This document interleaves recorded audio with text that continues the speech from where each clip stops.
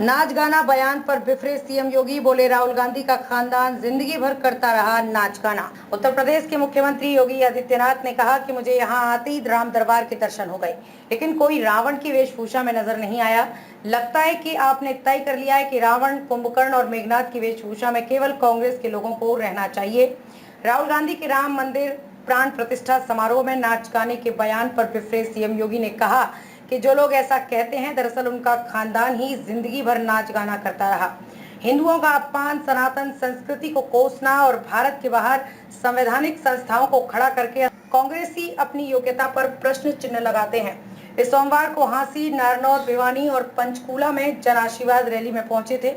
योगी आदित्यनाथ ने कहा कि कांग्रेस जो 60 साल में नहीं कर सकी, उसे भाजपा ने 2 साल में पूरा कर रामलला को विराजमान करा दिया। लेकिन रोम की संस्कृति में पढ़े बढ़े बदनसीब एक्सीडेंटल हिंदू इसे बर्दाश्त नहीं कर पा रहे हैं। जो राम का नहीं, वो हमारे किसी काम का नहीं। योगी ने आरोप लगाया कि कांग्रेस को रामकृष्ण पर विश्वास नहीं है। वो कहती है कि रामकृष्ण के लिए भूमि नहीं होनी चाहिए, भूमि केवल वोट के लिए होनी चाहिए। इसलिए चांद मोहम्मद को टिकट देकर पंचकूला को लूटने भेज दिया है। सीएम योगी ने कहा कि कोरोना काल में राहुल गांधी को 140 करोड़ भारतीय नहीं, इटली की नानी याद आती है। जो संकट के समय आपके साथ खड़ा नहीं होता, उसको चुनने की गलती ना करें।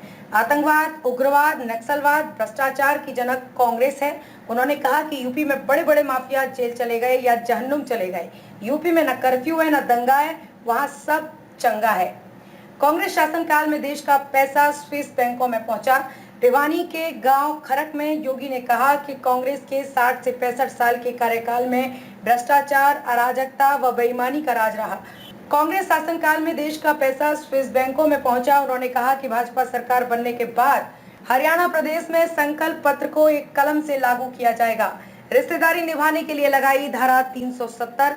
बाबा साहेब भीमराव अंबेडकर के विरोध के बावजूद कांग्रेस ने रिश्तेदारी निभाने के लिए धारा 370 संविधान में जोड़कर कश्मीर को अलग स्टेटस दिया, जिससे देश आतंकवाद की चपेट में आ गया। कांग्रेस ने हिंदुओं के सामने ऐसी स्थिति कर दी कि वे आपस में ही लड़े।